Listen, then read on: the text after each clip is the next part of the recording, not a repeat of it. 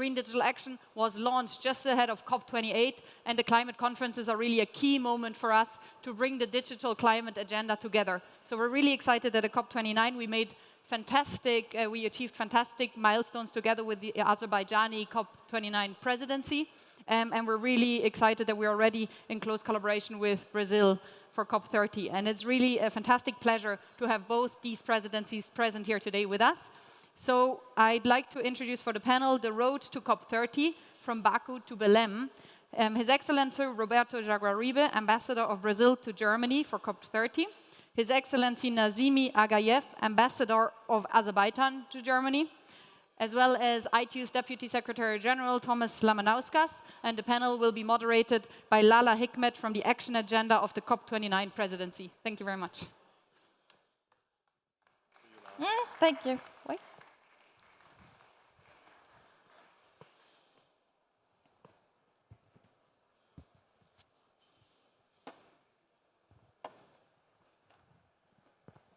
Thank you very much, Robin. It was great to hear from you and great seeing you as well.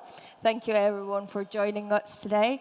I'm very happy to be joining you today with something that I've been working on for the past year now. As you've mentioned, COP has been a great platform for us for the promotion of GDA. And as a representative from COP29, I can proudly say that we had a great time launching the Declaration on Green Digital Action, which brought, I think, a lot of political attention to GDA during COP29. We have great guests today, Ambassador from Brazil to Germany, Ambassador from Azerbaijan, and our Deputy Secretary of ITU. I'm not going to say too much. I would like to hear more from our guests, just to keep the flow going, and just to hear first about Baku, what happened in Baku. As you can see, it's Baku to Belém and beyond.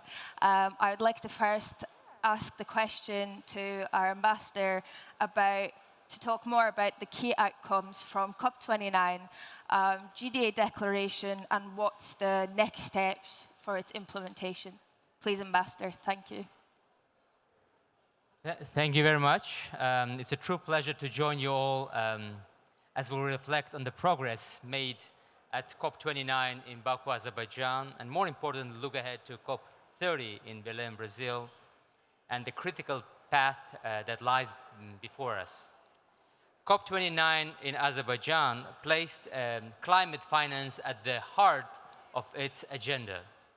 Nearly 200 countries came together and reached a landmark agreement that will triple financial support to developing countries from the previous target of $100 billion to annually to $300 billion annually by 2035.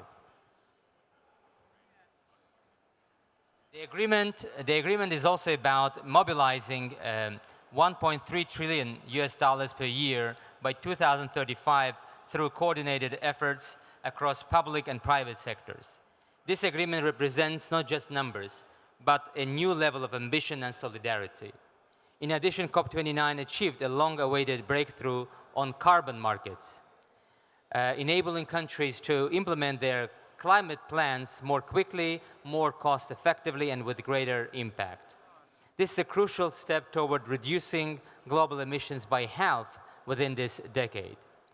The role of digital technologies is, of course, very crucial and indispensable in tackling climate crisis. From climate monitoring and early warning systems to energy efficiency and the circular economy, digital tools offer transformative potential. But this potential comes with a cost. The ICT sector already accounts for up to 4% of global emissions, and the growing demand for digital services, like now AI sphere, risks accelerating this trend. We must act decisively to ensure digital transformation supports climate goals, not undermines it. This is why the Green Digital Action Declaration launched by the COP29 presidency in partnership with the ITU last November is so significant. It's the first ministerial declaration of its kind, a powerful call to action to harness digital innovation for climate solutions while ensuring these technologies are themselves sustainable, inclusive, and low carbon. The declaration sets out a shared global vision for sustainable digital development. It calls on governments, businesses, civil society, and international organizations to collaborate in deploying digital tools that build climate resilience, reduce emissions, and drive low-carbon innovation, while also managing the environmental footprint of digital technologies. It places strong emphasis on inclusivity and equity. As we accelerate digital climate action, we must also close the digital divide, ensuring no country, region, or community is left behind in the transition to a green digital economy.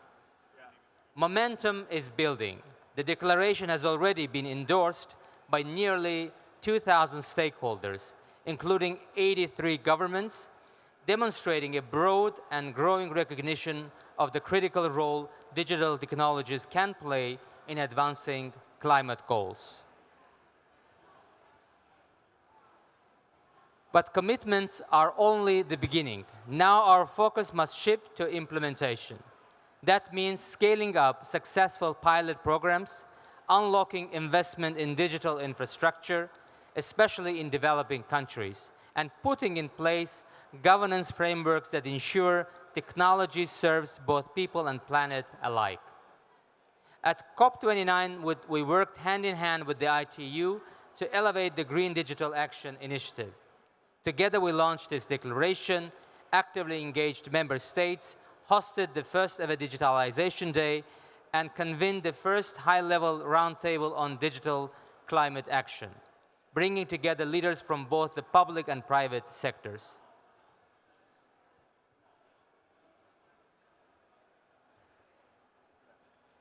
Looking forward, we must maintain and build on the momentum. Our focus will be on creating continuity, expanding participation, and advancing the Green Digital Action Agenda all the way to COP30 in Brazil. Azerbaijan stands ready to support Brazil and the ITU in developing a strong continuity mechanism for the Green Digital Action Initiative. Ongoing cooperation between our COP presidencies and the ITU will be critical to translating the declaration's vision into measurable, meaningful outcomes. Thank you very much. Thank you very much, Ambassador. It was great to hear. Thank you so much. It's great to remember the time we were celebrating the Digitalization Day last year during COP. And that was the first time we had Digitalization Day dedicated during COP. And we also, that was the day, as you said, we received almost 2,000 stakeholders' endorsement for the declaration. That also brings me to Belém, from Baku to Belém. So I would like to give the floor to our ambassador, Mr. 𝐁𝐞𝐫𝐥𝐄, who has been an ambassador in the UK and also in China before. And I would like to hear more about COP30 and what awaits green digital action at COP30. Please. Well, thank you very much. It's an honor to be here. This is, of course, one of the fundamental issues of the day. We are facing enormous geopolitical, socioeconomic, and, of course, environmental and climatic challenges, all of which require international actions, concerted global efforts, and international cooperation. At the same time, multilateralism and international law are being severely tested. In fact, when we started international law, immediately it began being tested and not fully respected. But always, the perpetrators created a narrative that they were following the law. One of the big changes now is that the biggest, most powerful country in the world, and the most referentiated country in the world, is taking a different path. And of course, the issue is not whether it's respected, it's not even being taken into account. And so this is something that we have to take into account. COP30, therefore, must first and foremost revive and strengthen the necessity and showcase the relevance of multilateral efforts. And I think this is beneficial not just for the climatic and environmental issues related to COP30, but all of the other global issues such as health that require enormous global consultation. We must also accelerate the rate of implementation of the Paris Agreement. Negotiations are always on the table, they are continuous, but the focus now, as my colleague from Azerbaijan has mentioned, must be on implementation of the Paris Agreement, which is already on its way. And for that, of course, we must always press very strongly to very strengthened NDCs from all countries. Brazil has already made its new NDC, and it's going forward. Although we are still a struggling developing country, we are committed to reducing our emissions as well. We talked about the road from Baku to Belém. But as you all know, this is a never-ending road. Baku and Belém are two stops. Baku was fundamental in generating the impetus for one of the most important elements to face this crisis, with the financing element. And as my friend already said, created a very higher level, a much higher level than before, the 300 billion level. But our intent is to go to 1.3 billion. We must also find more flexibility and accommodate different dimensions of what can be done at all levels, because the urgency is very much there. And of course, we must incorporate science, technology, as well as traditional knowledge and competence. As the future president of COP30 said in his second letter, is calling on science and also on ancestral wisdom. In this particular, I think that the role that digital technologies can play have already been very clearly made obvious. But we must, of course, tackle many issues related to that, as our friend from Azerbaijan has already mentioned. So our intent is exactly to follow these lines. And of course, an additional element that I failed to mention, which is to strengthen the participation of the private sector. Without private sector, there can really be nothing much happening. And we must encourage them to do what they do already in innovation, but also to be fully participants in these efforts. And that's essentially the core of what we pretend to do. Thank you so much, Ambassador. I would like to ask you a question, if that's all right with you, about you already mentioned about the role of private sector and also what Belém is planned for us and for GDA. Would you like to talk a bit more about for how Brazil views the role of AI in the fight against climate change in general? Well, we think this is one of the fundamental issues of the world. I mean, without AI and pre-AI and post-AI is like pre-internet and post-internet. It's like pre-press, post-press. One of the big changes that we are already facing. And they involve many different dimensions, including a fundamental one, which I will not address, but just mention that it is fundamental. Regulation.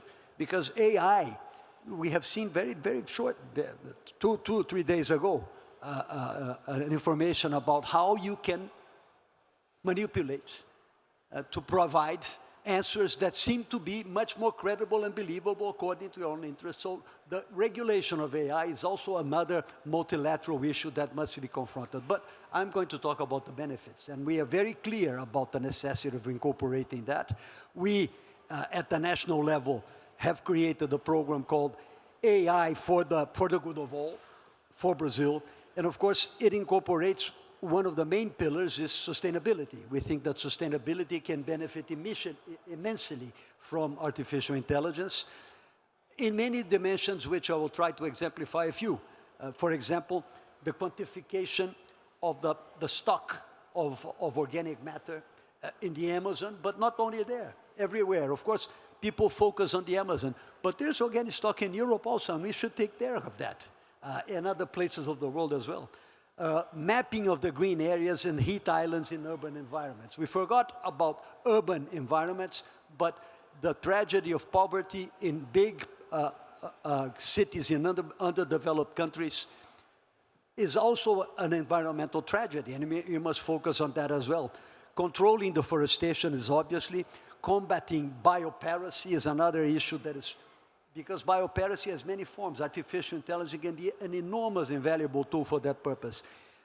Intelligent systems for forecasting extreme events, another dimension that we are using in Brazil, and promoting implementation of efficient and sustainable energy, and how we can, the circular economy, all of that benefits. But of course, it is not just artificial